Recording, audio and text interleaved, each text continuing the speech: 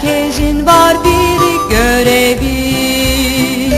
Kale dümdüz ilerler, atlar le diye atlar. Filler çapraz koşarlar, vezir ise her yana. Piyonu da unutma. Kale dümdüz ilerler, atlar le diye atlar. Filler çapraz koşarlar, vezir ise her yana. Piyonu da unutma. Bu oyun çok güzelmiş, amaç şahı korumak.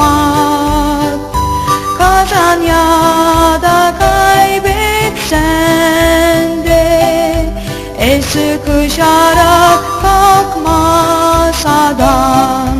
Kale dümdüz ilerler, atlar le diye atlar. Filler çapraz koşarlar, vezir ise her yana. Piyonu da unutma. Kale dümdüz ilerler, atlar le diye atlar. Filler çapraz koşarlar, vezir ise her yana. Piyonu